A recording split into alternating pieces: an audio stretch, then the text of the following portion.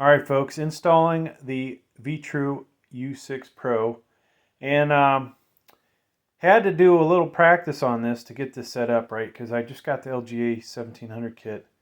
Didn't come with directions, unfortunately, but the orientation you want to see, and try not to look at that ugly PCIe slot that's damaged, but this is how these need to be oriented, right? So I'm going to remove everything, and then we're going to start from basically scratch. So this is LGA 1700 motherboard, this LGA 1700 kit.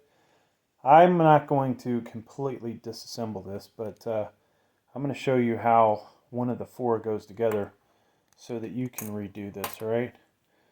So there's our bracket. We put our screw in there. Notice the design there.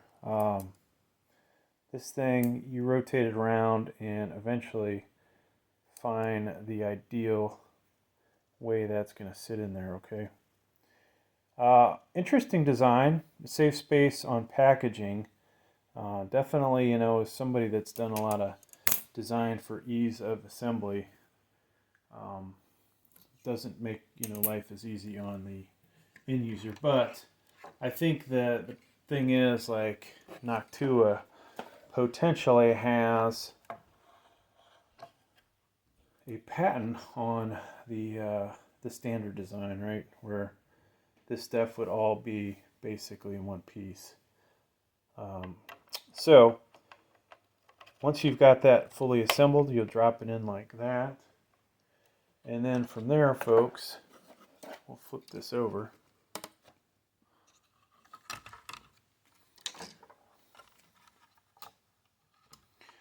All right.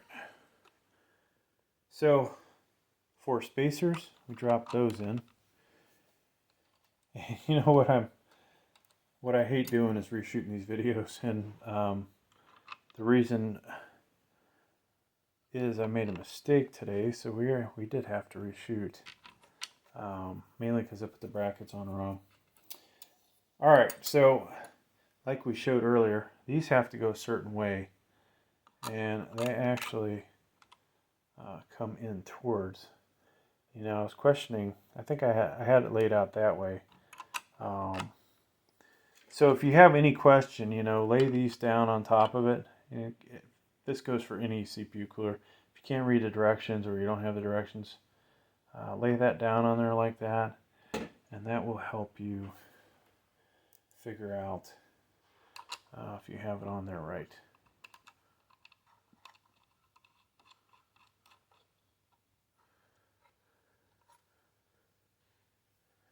Now it kind of feels like this thing's set up potentially for, this bracket is getting used for other designs, even though it should just be the LGA 1700.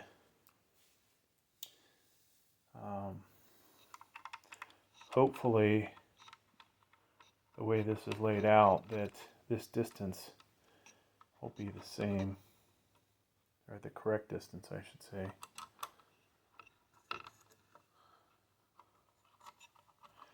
So I would honestly say, before you tighten it up at this point, probably not a bad idea to check it. Let's go ahead and check to see that we can get these things to line up before we put thermal paste on and do all that. So we got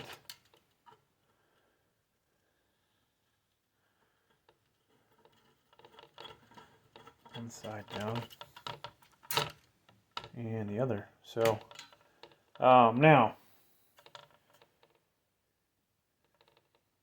I've got to say, folks, it's kind of loose. I'm not sure. Before we go put thermal paste down, we're going to tighten this up and make sure that it will actually sit on the CPU and not move around. Make sure we didn't make a mistake. And if you have a longer Phillips head like this, that'd be ideal. Now, this, potentially you may see places where your CPU cooler's hitting part of your motherboard, right? So look at that. That is, that's what I'm going to want, okay? It is in there good now. So we're going to loosen this up, and then we'll tighten down the nuts with the wrench they've given us. I believe, you know, to get around patents, they went with a wrench instead of Phillips, being able to use a Phillips screwdriver on it. When we get this off, we'll look at that again. So these are, you know, you need a wrench to do this, and you don't want to over tighten it, but you do want to make sure this thing's tight, right?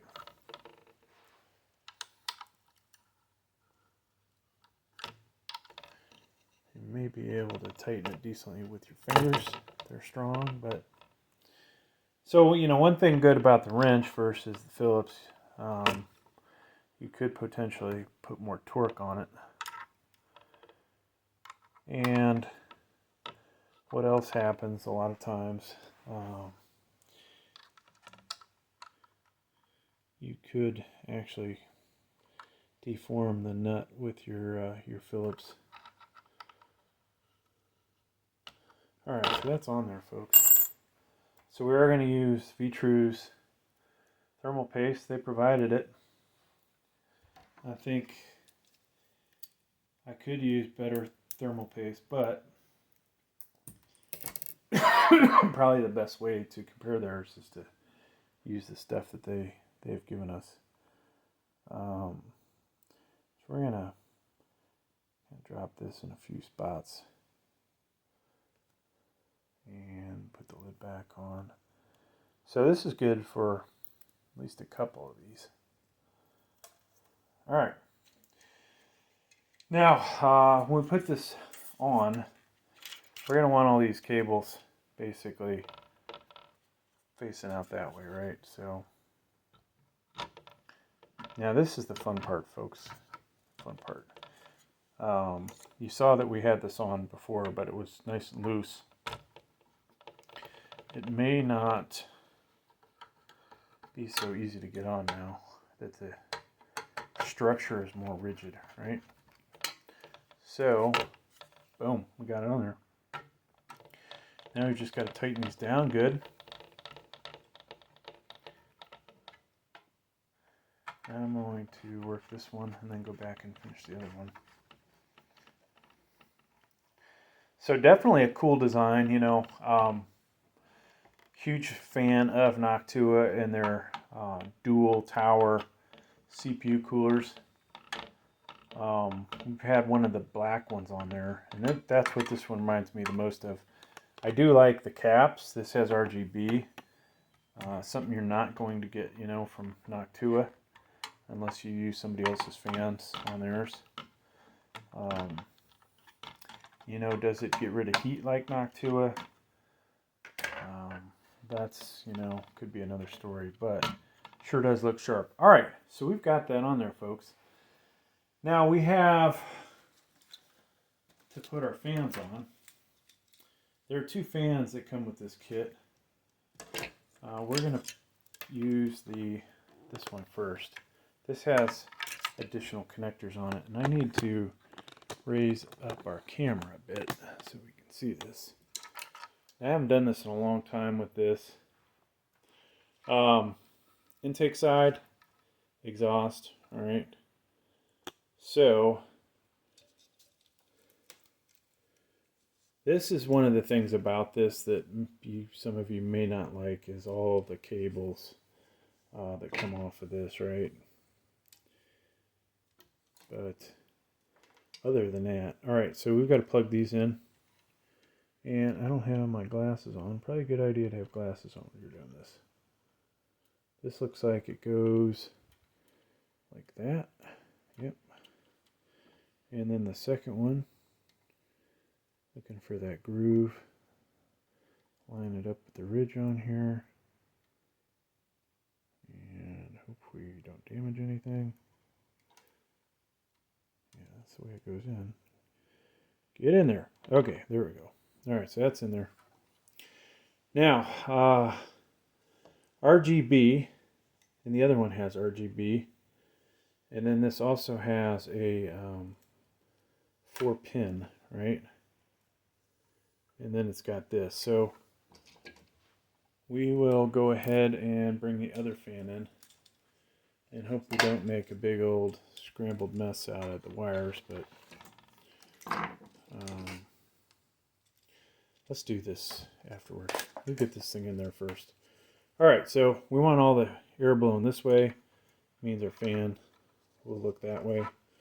We're going to put this one in the middle since it's got more wires to hopefully hide those. Now, here's a place that I kind of feel like Vetroo could do better, is with their brackets on this thing. This part right here could be deeper and hooked more. But other than that, they do work. Alright, so I got this in place. You won't be able to do this like this on the outside, but you'll hook that around, oops, into each hole. So you have to find the hole first. And of course,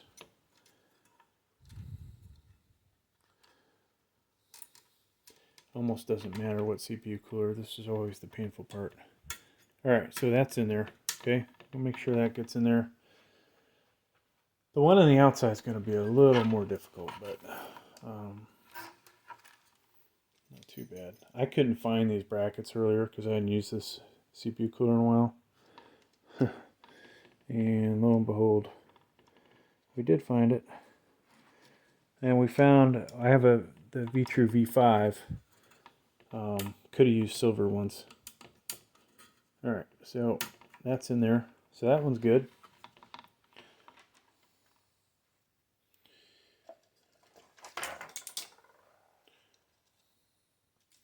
And I'll tell you, when I disassemble this, it's almost going to be a sad day for the amount of work that I did to get this going.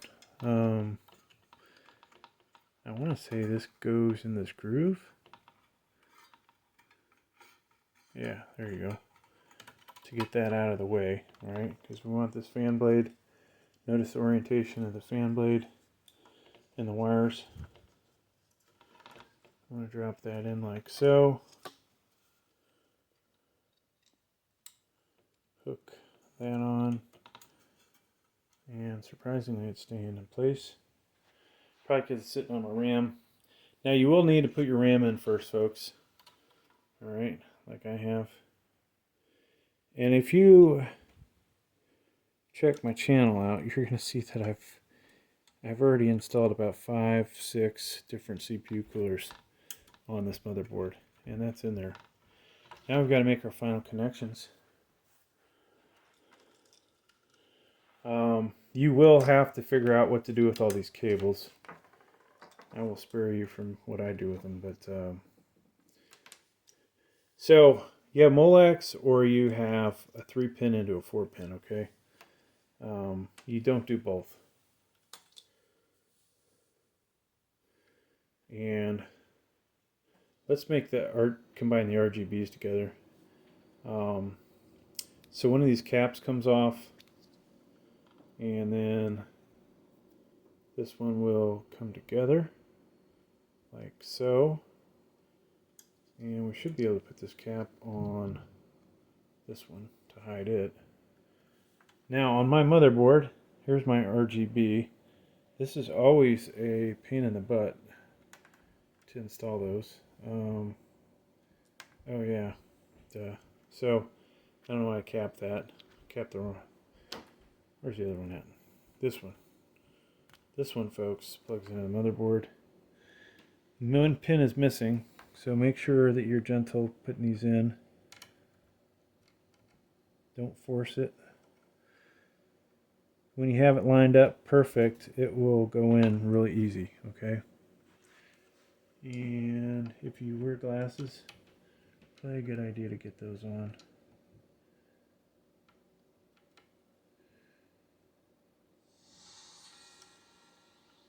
of course, yours truly needs to get his glasses on.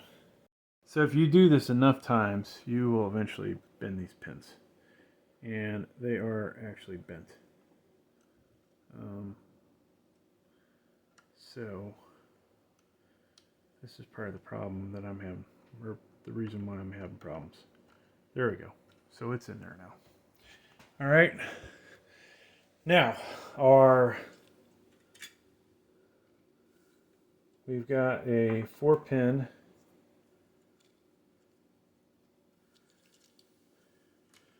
This guy is a 4-pin. It's going to plug into the motherboard, but we want to attach this 3-pin into it. Just have them all running off the same cable. So we snap that in, and then on this motherboard, if you can see it, down here is our CPU fan header, and can only put this in one way, and so that's in, folks. Everything's hooked up. Like I said, twist ties to ensure these are secured. I'm not going to bother because this is going to go on my test bench just like this. So in a second you'll see this thing operating. Alright, so assuming I did this right, let's go ahead and power this thing up. And there's lights. Shut the overhead lights off.